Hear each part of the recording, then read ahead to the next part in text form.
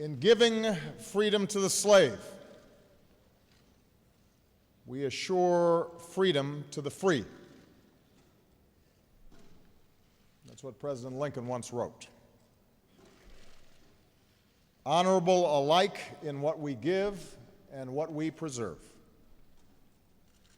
We shall nobly save or meanly lose the last best hope of earth. Mr. Speaker, leaders and members of both parties, distinguished guests, we gather here to commemorate a century and a half of freedom, not simply for former slaves, but for all of us.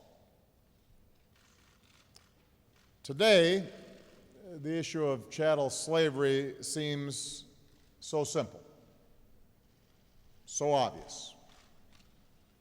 It is wrong in every sense.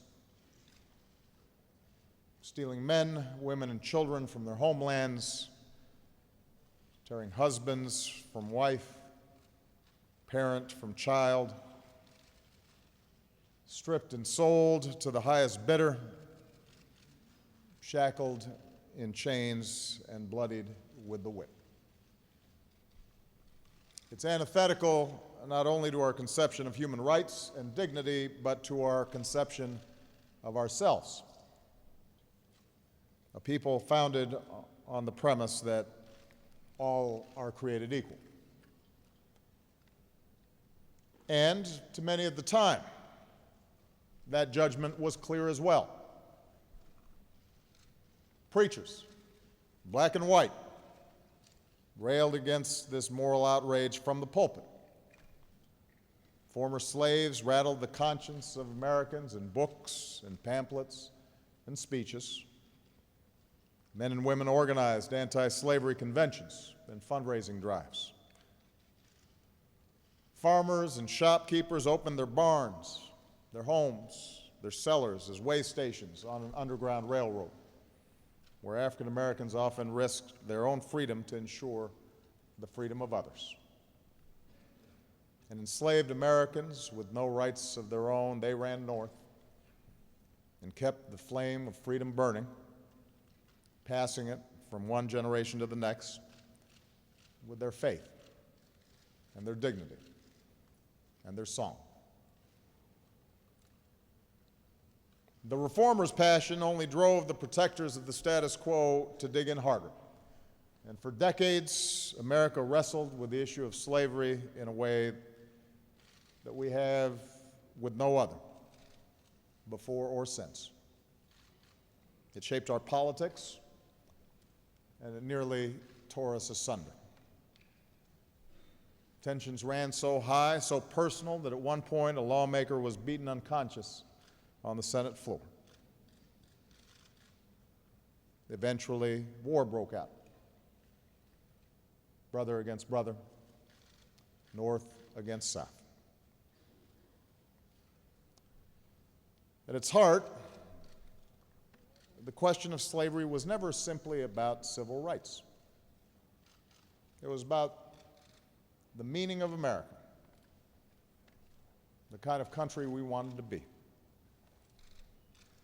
Whether this nation might fulfill the call of its birth. We hold these truths to be self-evident, that all men are created equal, that they are endowed by their Creator with certain inalienable rights, that among those are life and liberty and the pursuit of happiness. President Lincoln understood that if we were ever to fully realize that founding promise, it meant not just signing an Emancipation Proclamation, not just winning a war. It meant making the most powerful collective statement we can in our democracy, etching our values into our Constitution. He called it a king's cure for all the evils. 150 years proved the cure to be necessary but not sufficient. Progress proved halting, too often deferred. Newly freed slaves may have been liberated by the letter of the law, but their daily lives told another tale. They couldn't vote. They couldn't fill most occupations. They couldn't protect themselves or their families from indignity or from violence. And so abolitionists and freedmen and women and radical Republicans kept cajoling and kept rabble-rousing, and within a few years of the war's end at Appomattox, we passed 2 more amendments guaranteeing voting rights, birthright citizenship, equal protection under the law, and still it wasn't enough. For another century, we saw segregation and Jim Crow make a mockery of these amendments, and we saw justice turn a blind eye to mobs with nooses slung over trees. We saw bullets and bombs terrorize generations. And yet, through all this, the call to freedom survived. We hold these truths to be self-evident. And eventually a new generation rose up to march and to organize and to stand up and to sit in with the moral force of nonviolence and the sweet sound of those same freedom songs that slaves had sung so long ago, crying out not for special treatment but for equal rights, calling out for basic justice promised to them almost a century before. Like their abolitionist predecessors, they were plain, humble, ordinary people, armed with little but faith. Faith in the Almighty, faith in each other, and faith in America. Hope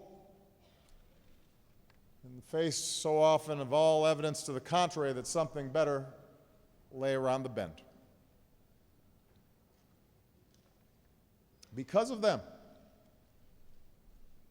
maids and porters and students and farmers and priests and housewives, because of them, a civil rights law was passed and a voting rights law was signed, and doors of opportunity swung open, not just for the black porter, but also for the white chambermaid and the immigrant dishwasher, so that their daughters and their sons might finally imagine a life for themselves beyond washing somebody else's laundry or shining somebody else's shoes. Freedom for you and for me. Freedom for all of us. And that's what we celebrate today. The long arc of progress.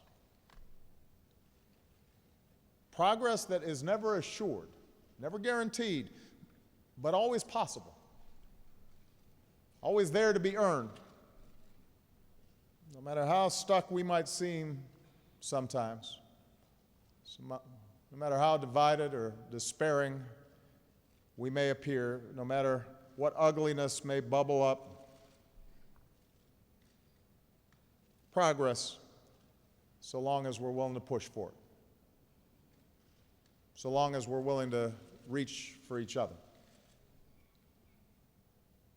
We would do a disservice to those warriors of justice, Tubman and Douglas and Lincoln and King, were we to deny that the scars of our nation's original sin are still with us today.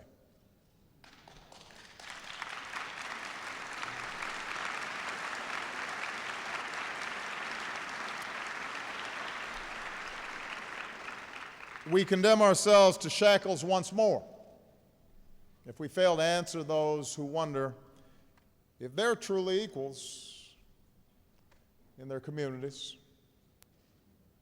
or in their justice systems, or in a job interview,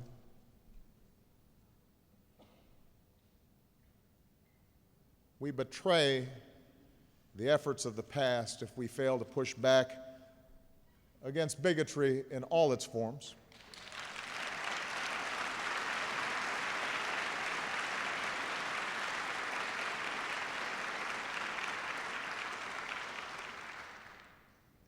But we betray our most noble past as well if we were to deny the possibility of movement, the possibility of progress. If we were to let cynicism consume us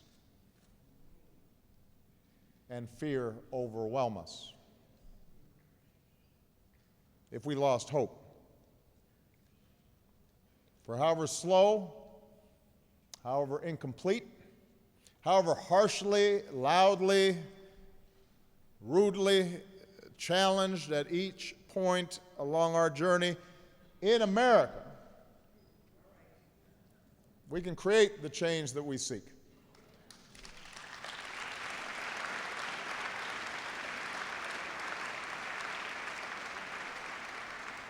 All it requires is that our generation be willing to do what those who came before us have done, to rise above the cynicism and rise above the fear, to hold fast to our values,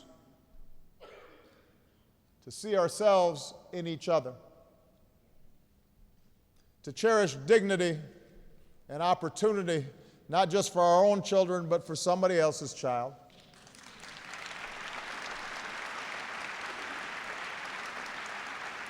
To remember that our freedom is bound up with the freedom of others, regardless of what they look like or where they come from or what their last name is or what faith they practice.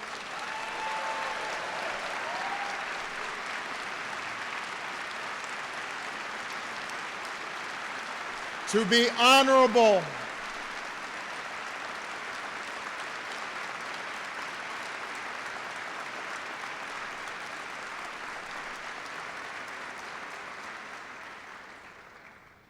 to be honorable alike in what we give and what we preserve, to nobly save or meanly lose the last best hope of earth. To nobly save or meanly lose the last best hope of earth. That is our choice. Today, we affirm hope. Thank you. God bless you. May God bless the United States of America.